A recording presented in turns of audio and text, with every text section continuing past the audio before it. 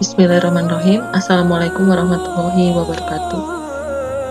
Nama saya Ona Wiwanti dengan NPM 112111363 dari Prodi Manajemen S1.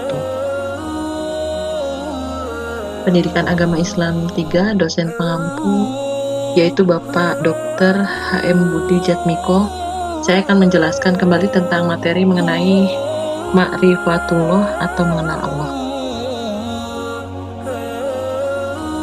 Ma'rifatullah berasal dari kata ma'rifah dan Allah. Ma'rifah berarti mengetahui atau mengenal. Mengenal Allah bukan melalui zat Allah, tapi mengenalnya lewat tanda-tanda kebesaran. Pentingnya mengenal Allah, seseorang yang mengenal Allah pasti akan tahu tujuan hidupnya dan tidak tertipu oleh dunia. Mendalaminya dengan ilmu yang tinggi, sebab jika difahami memberikan keyakinan mendalam. Memahami ma'rifatullah juga akan mengeluarkan manusia dari kegelapan, kebodohan kepada cahaya hidayah yang terang. Berilmu dengan ma'rifatullah sangat penting karena berhubungan dengan objeknya, yaitu Allah Sang Pencipta, berhubungan dengan manfaat yang diperoleh, yaitu meningkatkan keimanan dan ketakwaan, yang dengannya akan diperoleh keberuntungan dan kemenangan. Jalan untuk mengenal Allah.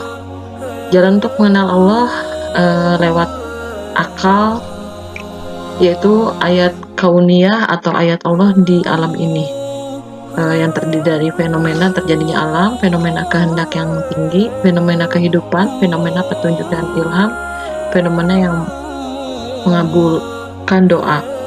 Ayat Qur'aniyah atau ayat Allah di dalam Al-Quran terdiri dari 3: keindahan Al-Quran, pemberitahuan tentang umat yang lampau, pemberitahuan tentang kejadian yang akan datang. Lewat memahami Asmaul Husna dengan Allah sebagai Al-Khaliq, Allah sebagai pemberi rizki, Allah sebagai pemilik. Hal-hal yang menghalangi ma'rifatullah terdiri dari kesombongan, zolim, bersandar pada panca indera, dusta, membatalkan janji dengan Allah, berbuat kerusakan atau fasad, lalai, banyak berbuat maksiat, dan ragu-ragu. Semua sifat di atas merupakan bibit-bibit kekafiran kepada Allah yang harus dibersihkan dari hati. Sebab kekafiranlah yang menyebabkan Allah mengunci mati, menutup mata dan telinga manusia serta menyiksa mereka di neraka. At-Thoriq Ma'rifatullah adalah metode mengenal Allah. Manusia diciptakan oleh Allah Ta'ala dengan membawa anugerah fitrah dalam dirinya. Mengenai hal ini, Allah Ta'ala berfirman, maka hadapkanlah wajahmu dengan lurus kepada agama Allah. Tataplah ke atas. Fitrah Allah yang telah menciptakan manusia menurut fitrah itu. Tidak ada perubahan pada fitrah Allah. Agama yang lurus, tapi kebanyakan manusia tidak mengetahui. Ghairul Islam, metode selain Islam. Yang pertama, dalam rangka mengenal Tuhan, mereka lebih senang mengikuti hawa nafsunya sendiri. Yang kedua, dalam rangka mengenal Tuhan, mereka lebih senang mengikuti hawa nafsunya sendiri. Ketiga, perhatikan bagaimana kejahilan sebagian dari bumi Israel karena paham materialismenya, yakni mengandalkan al-hawas serta al-ah. Mereka tidak tahu beriman kepada Musa alaihi wasallam. Allah Ta'ala menegaskan bahwa mengandalkan al-hawas dan al-ah sama sekali tidak akan dapat mengantarkan mereka kepada kebenaran. Dengan kata lain, ia bukanlah metode yang tepat untuk mencapai kebenaran dalam mengenal Allah Ta'ala. Pengenalan Allah Ta'ala dengan mengandalkan al-hawas dan al-ah atau al-falsafah tidak akan mendatangkan keyakinan. Yang akan muncul justru at-taradud atau keraguan. Metode Islam. Metode mengenal Allah Ta'ala yang islami adalah dengan cara menggunakan akal dan al-fitrah, asamu, pendengaran, dan al-bashar, penglihatan.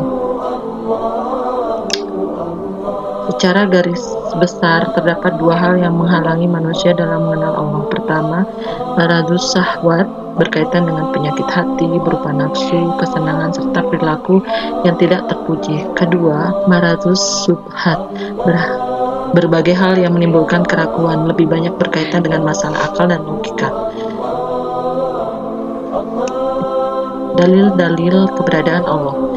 Eksistensi Allah Ta'ala diantara dikuatkan oleh dalil-dalil sebagai berikut. Yang pertama, dalilul fitri, dalil fitrah. Secara bahasa fitrah artinya al-filah, yaitu keadaan asal kita seorang manusia diciptakan oleh Allah. Kedua, ad-dalilul hissi, dalil yang dapat diindra.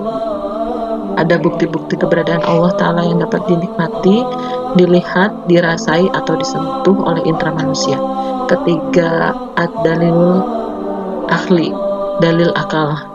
Jika kita menggunakan akal kita untuk memperhatikan berbagai fenomena di alam semesta ini, akan sampailah kita pada suatu kesimpulan bahwa semua fenomena yang ada itu membuktikan bahwa Allah yang Maha Kuasa.